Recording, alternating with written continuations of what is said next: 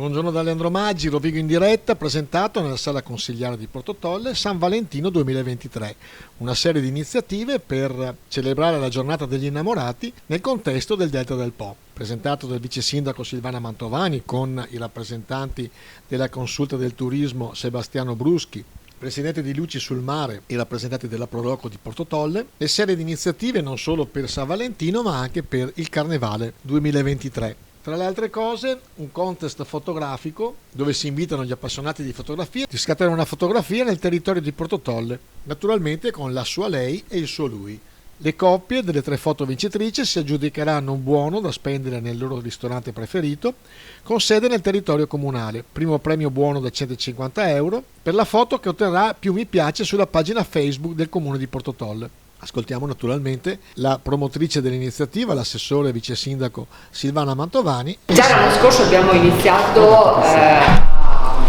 valorizzare questa giornata e valorizzarla attraverso la nostra terra, la nostra comunità, il nostro paesaggio, e avevamo lanciato una specie di concorso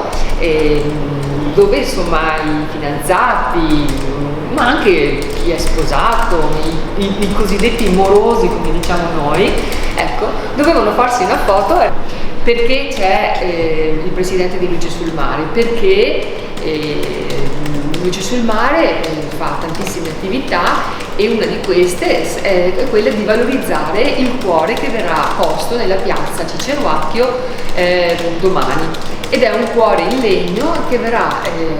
addobbato, impreziosito, diventerà bellissimo grazie alle persone che frequentano il Ponte Per, che insomma il Ponte Per c'è un laboratorio fantastico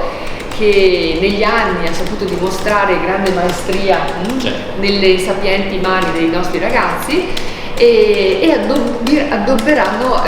questo bellissimo cuore che sarà posto in piazza. Quindi invitiamo tutte le coppie, giovani e meno giovani, a darsi un bacio a Porto Tolle, perché il paesaggio sicuramente porterà un quid in più in questa giornata. Quindi un bel bacio a tutti quanti da parte di Porto Tolle, e insomma venite e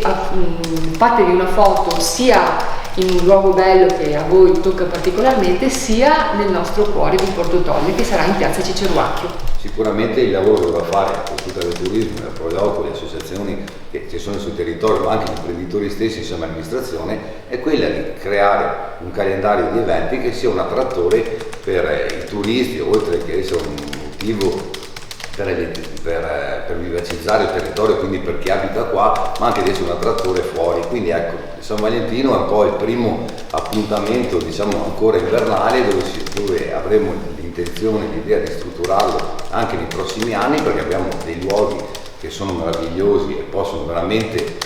anche da parte di chi viene a visitarli, non so, faccio un esempio, il Bacio in Sacca piuttosto che in spiaggia, piuttosto che a Scannonboa, piuttosto che a Boccasette, abbiamo dei luoghi che sono meravigliosi, e se strutturiamo una serie di eventi correlati intorno a questi luoghi potremmo veramente portare non in un giorno, ma magari in un arco settimanale, anche il turista a visitare Porto Tolle in questo periodo dell'anno, che tra l'altro se sono poi giornate così meglio ancora, però ha un fascino indiscutibile.